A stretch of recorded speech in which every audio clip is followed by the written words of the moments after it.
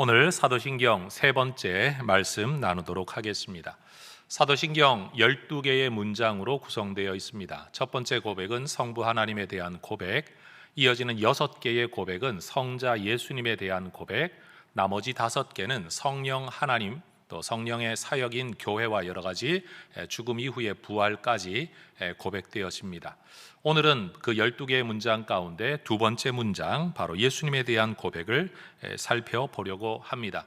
이 구절에 대한 옛 번역은 그 외아들 우리 주 예수 그리스도를 믿사오니 라고 번역되어졌고, 새로운 번역은 나는 그의 유일하신 아들 우리 주 예수 그리스도를 믿습니다 라고 번역했습니다. 이 문장 안에는 5개의 고백이 포함되어져 있습니다.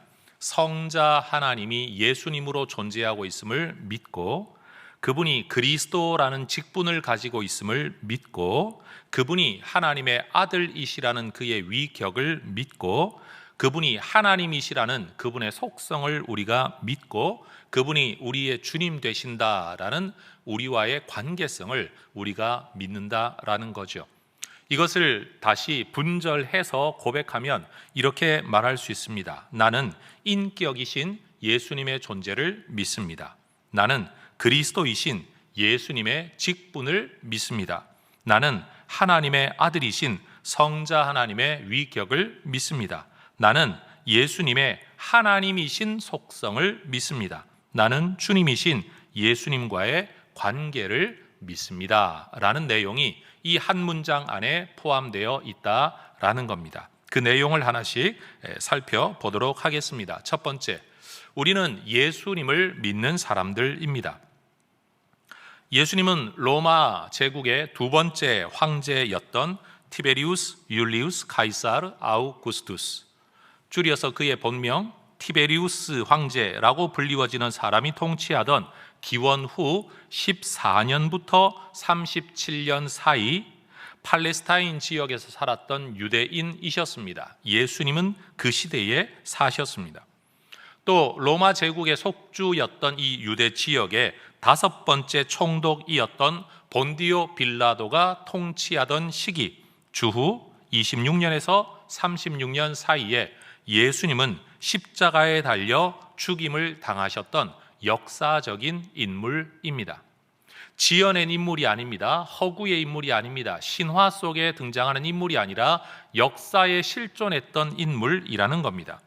분자 생물학 박사인 동시에 신학 박사로서 영국 옥스퍼드 대학에서 과학, 역사, 신학, 종교, 문화, 선교, 교육, 이렇게 다양한 주제에 대하여 가르쳤던 알리스트 맥그레스라는 분은 예수님의 존재에 대하여 이런 말을 했습니다.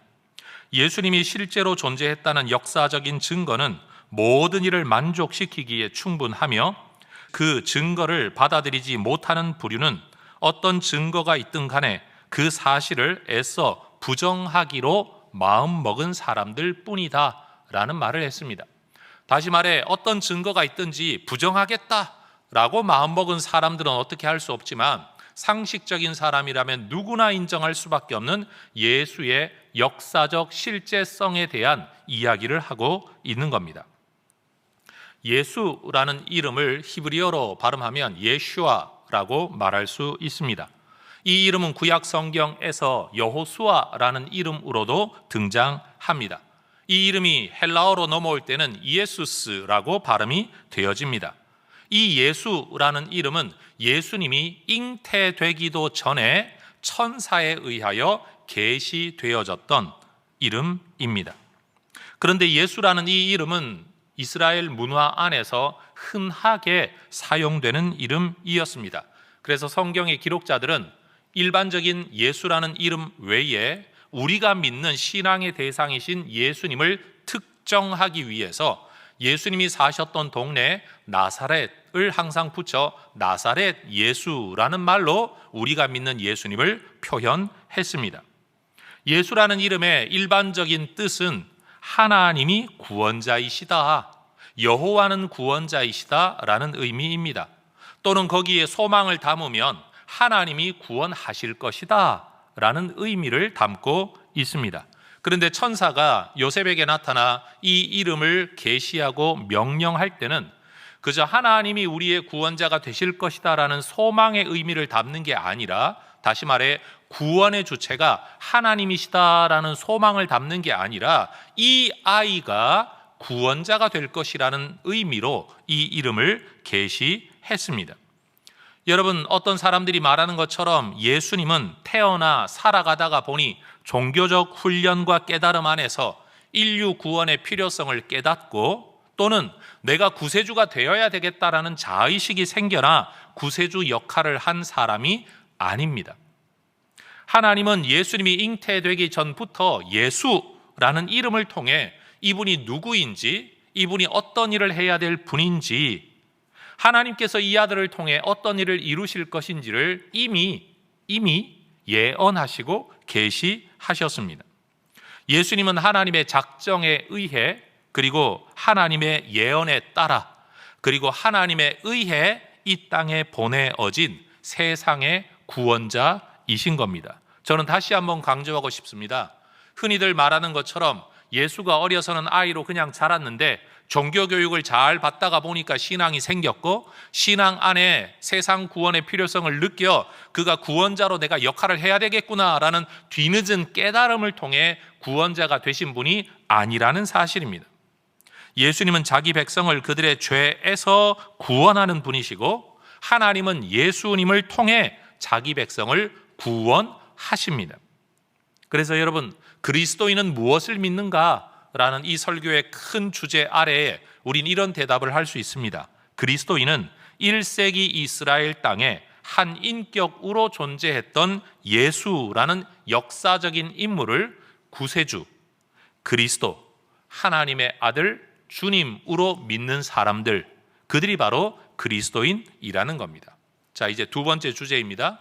우리가 이 예수님을 믿는데 이 예수님을 우리는 그리스도라고 믿습니다.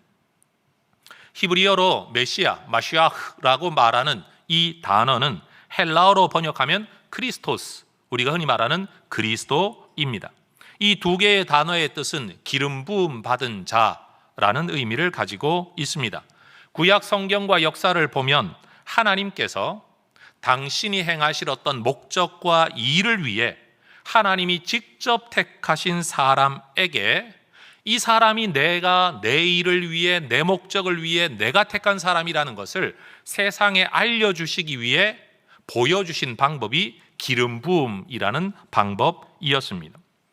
이 방법을 통해 하나님은 내가 이 사람을 선택했다, 내가 어떤 일을 그에게 위임했다라는 의미를 담고 있는 거죠. 출애굽기 28장 41절을 보더라도 하나님은 모세에게 말씀을 하십니다. 기름 부음이라는 건 뭐냐? 하나님으로부터의 위임, 권위의 위임, 또 하나는 하나님의 특별한 선택, 거룩, 구별됨을 담고 있는 게 기름 부음이라는 겁니다.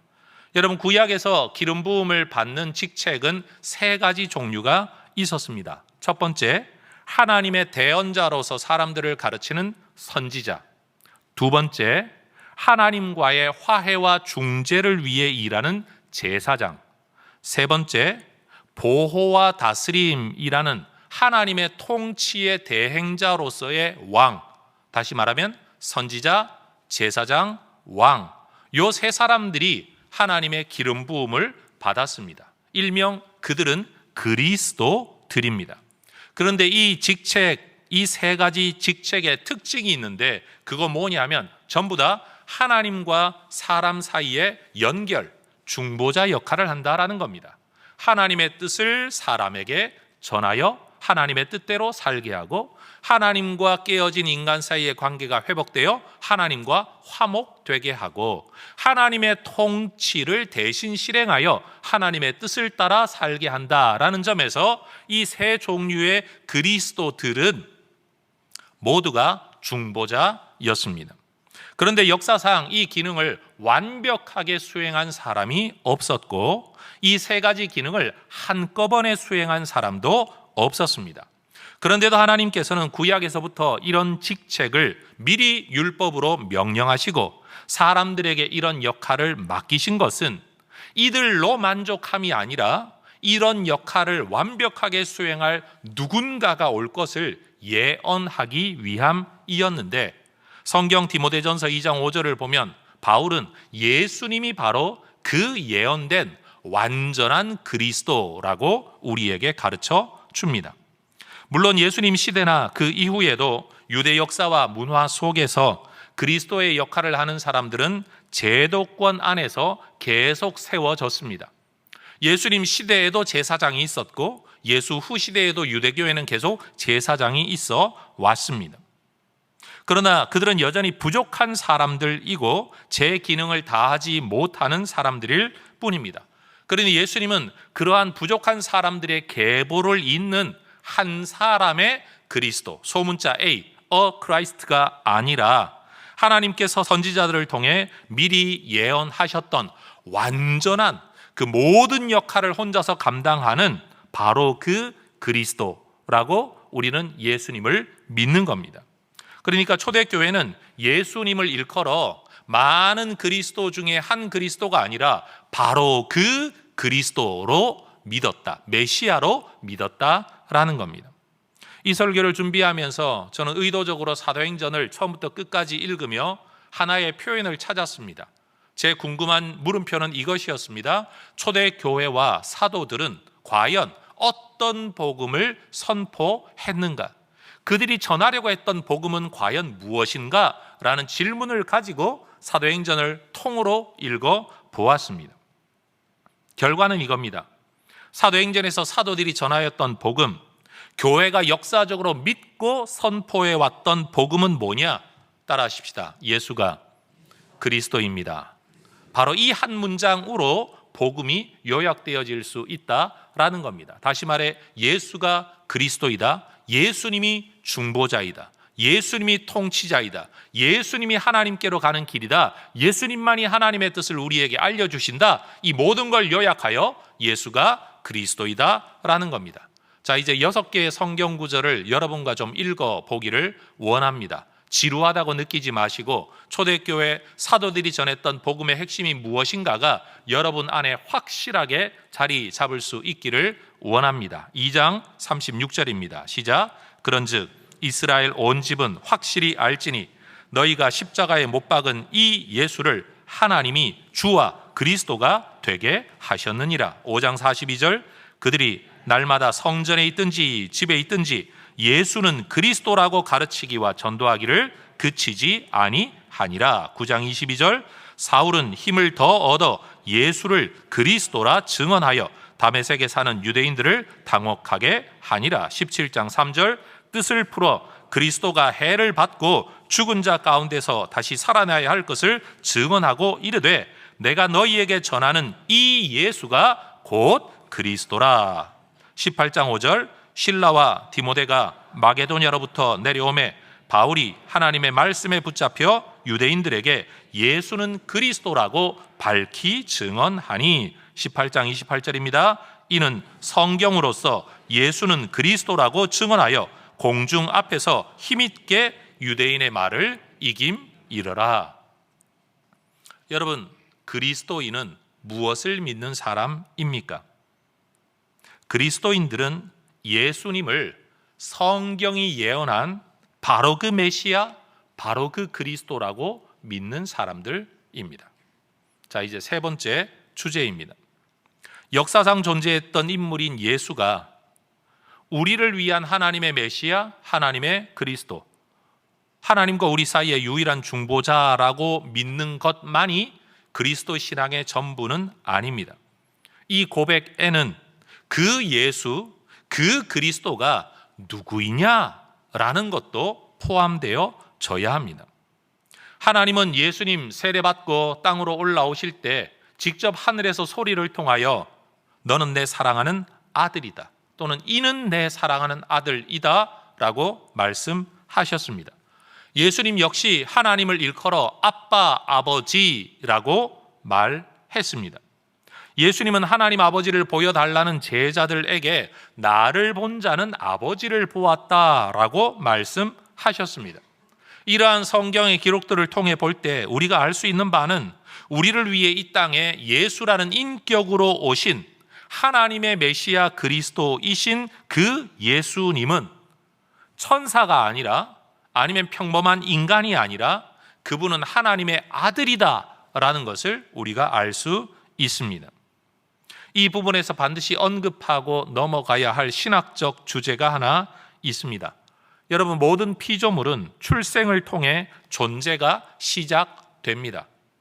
그럼 예수님이 이 땅에 오셔서 인간으로 태어나심으로 성자 하나님의 존재가 시작되어졌느냐? 그것은 아닙니다. 예수님은 요한복음 17장 5절에서 자신이 창세 이전부터 하나님과 함께 계셨던 존재라고 말씀하셨습니다. 출생으로 이 땅에 오신 것이 존재의 시작점이 아니라는 겁니다. 성자 하나님의 이러한 특성을 일컬어 신학적 용어로 선제, 앞선자에 있을 제자, 먼저 계셨다라는 선제하신 그리스도라는 표현을 우리는 사용합니다. 성자 하나님은 출생과 더불어 하나님의 아들이 되신 게 아닙니다. 만약 예수님이 이 땅에 오셔서 인간으로 태어남으로 하나님의 아들이 되셨다라고 한다면 그 순간 성부 하나님도 하나님 아버지가 되셨어야 합니다. 그러면 하나님도 예수님도 성부 하나님과 성자 하나님이 아닌 모습으로 존재하는 때가 있었어야 되는데 이것은 신학적으로 논리적으로 맞지 않습니다. 영원히 아버지로 존재하시는 성부 하나님이시라면 성자 하나님도 어떻게 고백되어져야 되냐? 영원한 성자 하나님으로 존재하시던 분이 인간으로 오셨다, 인간으로 나셨다라고 말을 하는 거지 하나님의 아들이 되셨다라고 말할 수는 없는 겁니다. 그러니 성부 하나님의 영원성을 고백한다면 성자 하나님의 영원성도 고백되어져야 하는 겁니다. 그래서 기독교 신학에서는 예수 그리스도를 낳았다라는 출생의 표현을 사용할 때 그 의미를 일컬어 만들다 또는 태어나다라는 단어를 쓰지 않고 나셨다라는 begatten이라는 영어 단어를 사용합니다. 요한복음 1장 18절을 보더라도 성경에서 예수님을 일컬어 독생하신 하나님이라는 아주 특별한 일반적으로 사용하지 않는 단어를 사용하는 이유가 바로 여기에 있는 겁니다. 온 세계와 피조물은 하나님께서 만드셨지만 성자 예수님은 성부 하나님에게서 나오신 분이지 만들어진 분이 아니라는 겁니다. 3세기의 신학자였던 오리겐은 이러한 예수님의 모습을 두고 영원한 출생이라는 독특한 표현으로 설명을 했습니다. 그러니 여러분, 이 피조물과 예수님, 성자 하나님 예수님 이 사이에는 엄청난 존재에 있어서의 질적 차이가 있다라고 말할 수가 있는 거죠. 여러분, 우리도 하나님의 자녀입니다. 우리는 예수 믿어 지난주 말씀 살펴본 것처럼 하나님과 아버지 자녀의 관계를 맺는 사람들입니다. 우리가 하나님의 자녀인데 우리가 예수님을 하나님의 아들이라고 고백하는 것이 도대체 무슨 의미, 무슨 차이가 있는 것일까요? 하이델베르크 요리문답 33번째 문장에서는 이렇게 우리를 가르쳐 줍니다. 질문이 이러합니다. 우리 역시 하나님의 자녀인데 우리는 그분을 왜 하나님의 독생하신 아드님이라고 부르는 것일까요? 자, 대답을 여러분과 함께 읽어보기를 원합니다. 시작. 왜냐하면 오직 그리스도만 본질로 하나님의 영원한 아드님이시기 때문입니다. 우리는 그리스도로 말미암아 입양된 하나님의 자녀입니다. 그분은 본질적으로 하나님의 아들이고 우리는 죄인이었다가 입양되어 하나님의 자녀가 되었다라는 점에서 여러분, 우리도 하나님의 자녀이긴 하지만 예수님을 하나님의 아들이라고 고백하는 것은 매우 중요하다라는 겁니다. 그러니 그리스도인들은 무엇을 믿는가? 세 번째는 이렇게 대답할 수 있는 거죠. 그리스도인들은 예수 그리스도가 하나님의 유일하신 아들이심을 믿는 사람들인 겁니다. 자, 이제 네 번째와 다섯 번째 주제를 한꺼번에 좀 살펴보도록 하겠습니다. 유대 문화와 헬라 문화에서 주님이라는 호칭, 누군가에게 주님이라는 호칭을 사용하는 것은 상대방에 대한 매우 공손한 예의, 존경을 표현하는 표현법입니다.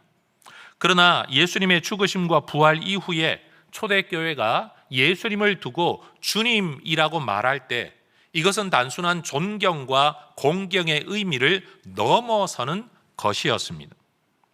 유대인들은 모세의 10계명을 목숨처럼 받들었습니다.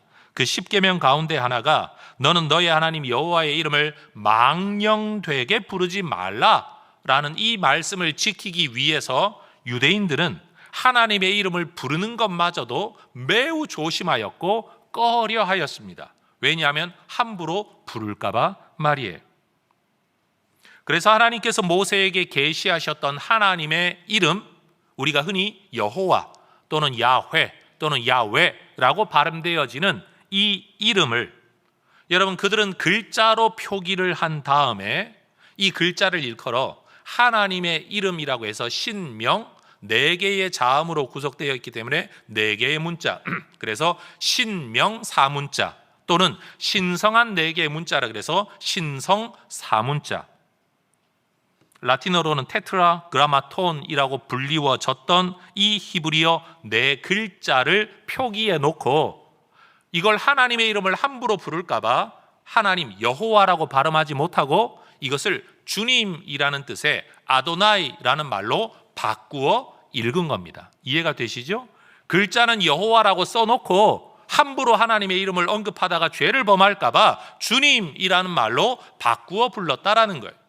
그리고 훗날 히브리어 성경이 헬라어로 번역되어질 때 하나님의 이름이 나올 때마다 사람들은 이것도 10계명을 범할까 봐 주님이라는 뜻의 퀴리오스라는 단어로 이 단어를 번역했습니다. 그러니 결국 성경 속에서 기독교 역사 문화 속에서 주님이라는 말은 어떻게 쓰여지는가 하면 곧 하나님이라는 의미로 불리워진 겁니다.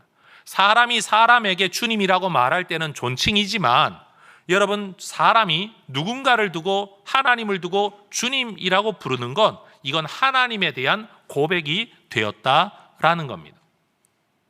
오순절 사건 후에 베드로가 대중 설교를 하면서 요엘서 2장의 말씀을 인용하여 누구든지 주의 이름을 부르는 자는 구원을 받을 것이다 라는 구절을 인용하면서 사도행전 2장에 보면 베드로는 이 주의 이름을 부르면 구원받는다는 이 주님의 표현을 예수님에게 적용합니다. 다시 말하면 그들은 부활하신 예수님이 하나님이다 라는 것을 고백하고 가르쳤다라는 겁니다. 여러분 구약 말씀에 근거해 보면 인류의 죄는 하나님을 향한 것이었기 때문에 이 인류의 죄 문제는 하나님만이 해결하실 수 있습니다. 여러분 이 죄가 파생되어져 사람이 사람에게 자기가 자기에게 죄를 범할 수도 있지만 죄의 시작은 하나님을 향한 것이었습니다. 예를 들어 여러분이 저에게 잘못했는데 여러분 부목사님 한 분이 찾아가 내가 당신의 죄를 용서해 줄게요 라고 말하는 게 얼토당토하는 잘못된 일이지요. 저한테 잘못하면 제가 용서를 해야 되는 거지 제3자가 용서할 수 없는 겁니다. 그러니 인류의 죄는 그 시작부터가 하나님을 향한 것이었는데 여러분 어떤 종교 지도자가 나와서 여러분 사람의 죄를 용서한다 만다라고 말하는 건 말이 안 되는 이야기예요. 결국 인간의 죄는 하나님을 향한 것이었기 때문에 하나님만이 용서하고 해결할 수 있습니다. 그런 점에서 만약 예수님이 하나님이 아니라면 여러분 우리의 죄 문제는 해결될 수가 없는 겁니다. 아무리 좋은 위인이 와서 아무리 대단한 삶을 살고 아무리 종교적인 희생을 했다고 할지라도 우리의 죄를 해결할 수는 없는 겁니다. 그래서 이 신학적 의미, 인간의 죄의 본질이 하나님을 향한 것이고 인간의 죄는 하나님만이 용서할 수 있다는 것을 이미 잘 알고 있었던 유대 종교 지도자들, 그러나 예수님이 하나님이라는 것까지는 알지 못했던 그들은 예수님이 이 땅에 오셔서 내가 네 죄를 용서한다 라고 말할 때마다 그들은 너무 당황스러웠습니다. 성경을 보면 그렇게 말하죠. 마가복음 2장 7절 오직 하나님 한 분 외에는 누가 능히 죄를 사할 수 있겠냐? 이건 신성 모독이다. 여러분 그들의 이해가 옳습니다. 죄는 하나님만이 해결할 수가 있는 겁니다. 그런데 그들이 몰랐던 게 있죠. 예수님이 누구라고요? 주님, 곧 하나님이셨다는 사실을 그들이 몰랐다라는 겁니다.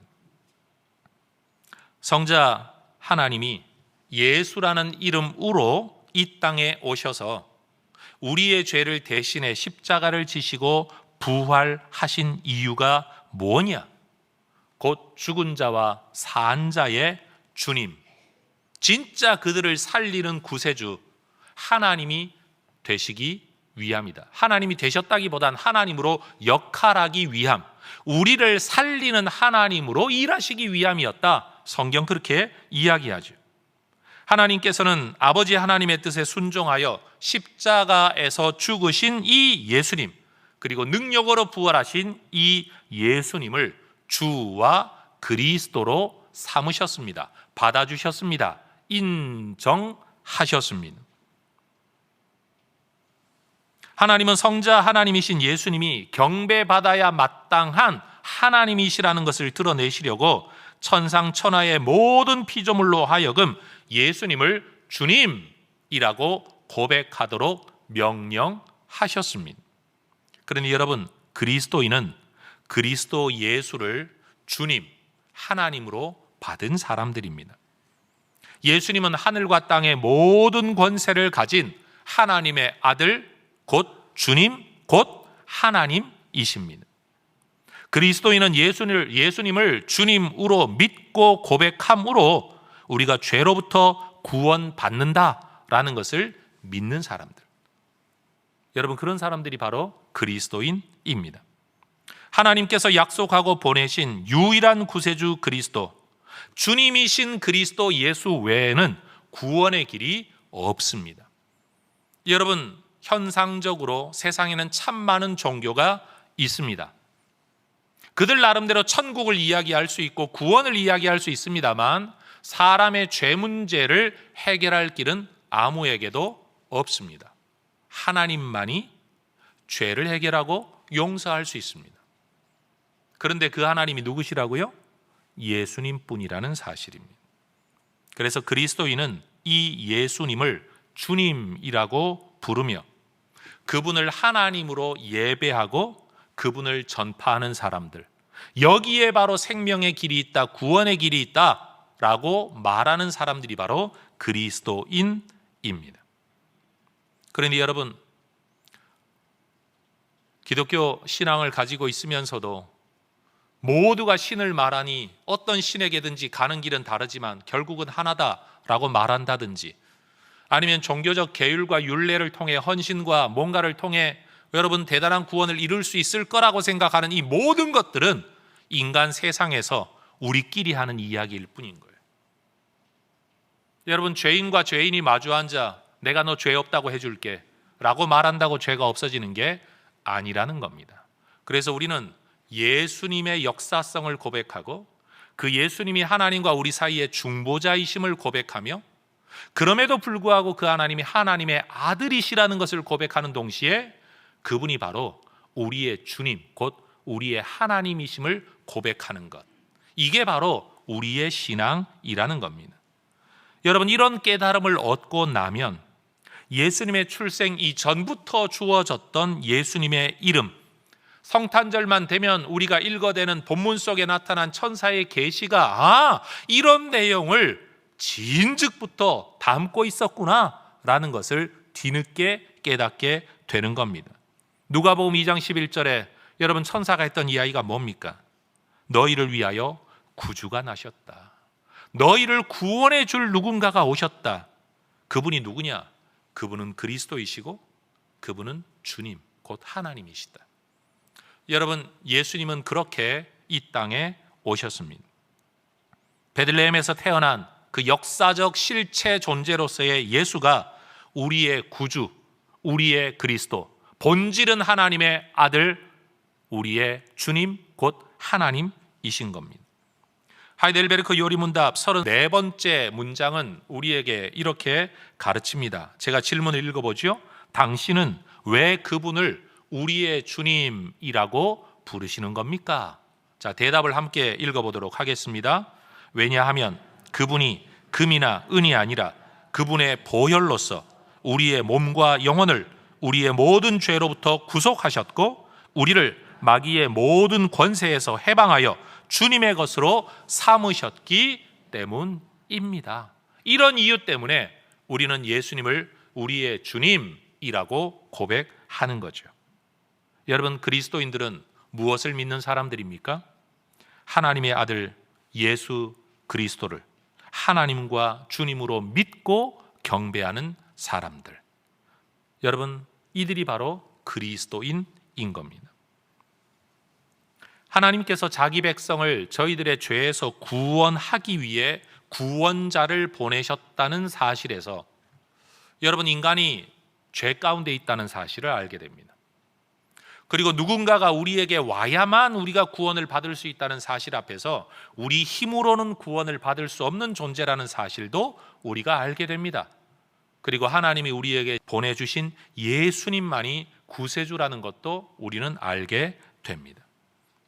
영원하고 전능하신 하나님께서 인류의 구원자로서 예수님을 보내셨다는 사실에서 이 하나님은 절대 실패하지 않는 영원한 하나님이라는 점에서 하나님이 보낸 구원자가 실패할 수 없기 때문에 여러분, 하나님은 또 다른 구원자가 필요하지 않습니다. 하나님이 보내신 예수 그리스도가 완전한 구원을 이룰 수 없다면 또 다른 구원자를 보내야 마땅하겠지만 또 다른 구원자를 보낸다면 그 하나님은 완전한 하나님일 수가 없는 겁니다. 그러니 여러분, 예수님 안에 유일한 구원의 길이 있습니다. 하나님은 예수님을 통하여 우리의 구원을 이루십니다. 벨기에 신앙 고백서, 우리가 벨직 컨페션이라고 말을 하는 이 고백문 제10조에는 이런 예수님에 대한 고백이 나옵니다. 저와 여러분의 고백이 되어야 될 줄로 압니다. 함께 읽어 보겠습니다. 우리는 예수 그리스도께서 그의 신성에 따라 하나님의 독생하신 아들이시요 영원부터 나셨으며 만들어지지 않으셨을 뿐 아니라 창조되지도 않으셨고 성부와 동일한 본질이시고 동등하게 영원하시며 하나님의 영광을 반영하시고 그 본성의 참된 속성을 나타내시며 모든 것에 있어서 성부와 동등하신 분이심을 믿습니다. 그가 하나님의 아들이심은 그가 우리의 본성을 취하실 때부터가 아니라 영원부터 하나님의 아들이시다. 우리는 예수님에 대하여 이런 고백을 하고 있습니다. 역사신학자인 동시에 조직신학자인 제임스 패커라는 박사님이 우리에게 이런 말을 했습니다. 우리가 성부 하나님을 천지의 창조주라고 고백하는 그 순간 우리가 가지고 있는 신개념, 우리가 가지고 있는 신앙은 불교나 힌두교에서 말하는 신앙과는 완전히 다르다는 것이 드러난다라고 말을 했습니다. 그렇습니다. 왜요? 그들은 시작도 없고 끝도 없고 모든 것들은 돌고 윤회한다라고 말을 하니, 그런데 우리는 시작이 있고 끝이 있는 창조주 하나님이라는 이 고백 하나 안에서 이미 우리의 신앙은 불교도 다르고 힌두교와도 다르다라는 것이 드러난다는 거죠. 그리고 그분은 또 말을 합니다. 우리가 예수님을 하나님의 아들 그리스도 주님이라고 고백하는 그 순간 우리가 가지고 있는 신앙은 유대교하고도 다르고 이슬람교하고도 다르다는 것이 드러난다라는 거예요. 왜요?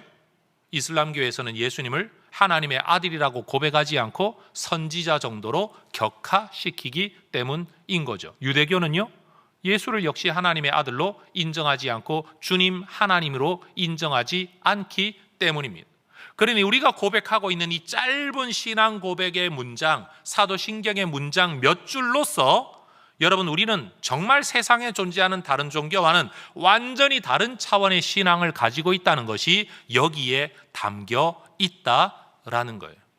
그런데도 여러분, 우리가 이 신앙의 고백을 허술하게 아무렇게나 생각 없이 주문 외우듯이 그렇게 외운다는 건 말이 안 되는 이야기인 거죠. 오늘날 우리 기독교인들의 착각 가운데 하나는 우리는 신학은 올바른데 실천이 좀 부족할 뿐이야 라는 평가입니다. 우리의 실체가 뭔가 하면 신학은 올바른데 실천이 부족한 게 아니라 사실은 잘못된 신학 때문에 잘못된 삶을 살아가고 있다라는 겁니다. 하나님은 믿습니다라고 말을 하면서 그러나 예수가 하나님이라는 것, 예수가 그리스도라는 건 못 믿겠습니다라고 말을 한다면 그 사람은 구원을 받을 수가 없습니다. 왜냐하면 예수가 그리스도요 구세주 하나님이라는 걸 못 믿으면 죄 문제가 해결이 되지 않기 때문에 죄 문제가 해결되지 않은 사람이 하나님을 인정한다는 한 가지 이유로 구원을 받을 수는 없는 겁니다. 죄 문제가 해결되어져야만 구원을 받을 수 있기 때문입니다. 그러니 여러분, 우리 주변에 나도 하나님 믿어요 라고 말을 하면 아이고 우리는 같은 하나님을 믿네요 라고 생각하고 있다면 여러분 그거 지금 큰 착각하고 있는 겁니다. 우리는 성부 하나님을 창조주로 믿는 동시에 성자 하나님, 예수 그리스도 주님 구세주 하나님의 아들, 여러분 이것도 믿어야 같은 신앙을 가지고 있다라는 겁니다. 또는 어떤 사람들은 예수를 그리스도라고는 믿지만, 중보자라고는 믿지만 하나님 곧 주님이라고는 믿지 못하는 사람들이 있는 것 같습니다. 말로는 예수님을 일컬어 주님이라고 말을 하고는 있지만 여러분 정작 자기 삶에 들어가 보면 예수님이 내 주님 곧 내 하나님이시기 때문에 그 하나님의 뜻을 받들어 살고 하나님의 뜻에 순종하며 살려는 열정이 없고 마음이 없다면 그는 입으로만 고백하고 있는 사람이지 실제 예수를 주님으로 모신 사람이 아니라고 말할 수밖에 없는 겁니다. 그러니 여러분, 우리의 신앙이 우리의 삶을 결정짓습니다. 우리의 고백이 우리의 삶을 결정지어야 이게 올바른 고백인 겁니다. 고백은 올바른데 삶이 잘못되어져 있다 한다면 아직도 이 고백이 여러분 잘못된 고백, 다시 말하면 마음과 진심이 담겨지지 않은 고백이라고 말할 수밖에 없는 겁니다. 그래서 여러분 사도신경에 우리의 신앙 고백이 진짜 믿음의 고백이 될 수 있기를 소망합니다. 외우고 알고 있다는 게 아니라 그 내용을 내가 그대로 믿고 있다, 그리고 그것을 내 삶의 방향으로 잡고 있다라고 생각해야 되는 거죠. 하이델베르크 요리문답 32번째 질문은 이렇게 우리에게 가르칩니다. 당신은 왜 그리스도인이라고 불리는 것입니까? 이 질문을 바꾸면 누가 그리스도인이며 그리스도인은 어떻게 살아야 되며 왜 그리스도인이라고 불리는 삶을 살아가게 되냐라는 질문이죠. 대답을 같이 한번 읽어볼까요? 왜냐하면 내가 믿음으로 그리스도의 지체가 되어 그의 기름 부음에 참여하기 때문입니다. 나는 선지자로서 그의 이름의 증인이 되며 제사장으로서 나 자신을 감사의 산 제물로 그에게 드리고 왕으로서 이 세상에 사는 동안에는 자유롭고 선한 양심으로 죄와 마귀에 대항하여 싸우고 이후로는 영원히 그와 함께 모든 피조물을 다스릴 것입니다. 여러분, 내가 예수님을 그리스도라고 고백을 하는 동시에 내가 그리스도인이라고 불리워진다라는 건 뭘 의미하는가 하면 내가 예수를 그리스도라고 믿는 동시에 나도 그의 기름 부음에 참여하여 나도 소문자 A 작은 그리스도가 된다라는 겁니다. 내가 작은 그리스도이기 때문에 내가 그리스도에게 속한 사람이에요. 다시 말해 내가 그리스도에게 속한 사람이기 때문에 나도 작은 그리스도가 되는 거예요. 이 그리스도는 뭘 하는 거냐? 선지자로서 예수 이름, 그 이름의 증인이 되는 거죠. 감사의 제물, 화목의 제물이 되어 제사장처럼 사는 거죠. 그리고 하나님의 통치를 선포하고 그 통치에 따른 삶을 살아가는 거죠. 여러분, 이것이 바로 그리스도인의 삶이라는 거예요. 그리스도인은 무엇을 믿는가가 그리스도인은 어떻게 사는가를 결정 짓는 겁니다. 그러니 여러분, 우리 예상의 모든 가족들이 이 땅에서 예수의 증인이 되어 선지자로 살아가시기를 축복합니다. 자신을 감사와 화목의 제물로 제사장으로 살아가시기를 축복합니다. 죄와 마귀에 대항하여 싸우며 하나님의 뜻과 통치가 이루어지는 하나님 나라를 이루기 위해 수고하고 애쓰는 자가 되는 왕으로서 살아가시기를 축복합니다. 여러분, 우리는 그리스도에게 속함으로 작은 그리스도로 살아가야 될 존재인 겁니다. 여러분, 이런 믿음의 고백을 날마다 주님 앞에 올려드리며 그 고백 안에서 내가 살아가야 할 삶의 분명한 길을 깨닫고 날마다 그 삶을 살아가기 위해 투쟁하는 성도 여러분 되시기를 주의 이름으로 축원합니다. 제가 질문하겠습니다. 오늘 설교 제목으로 대답해 주십시오. 그리스도인은 무엇을 믿는 사람입니까? 우리는요, 예수님을 하나님의 아들 그리스도 주님으로 믿는 사람들입니다. 기도하겠습니다.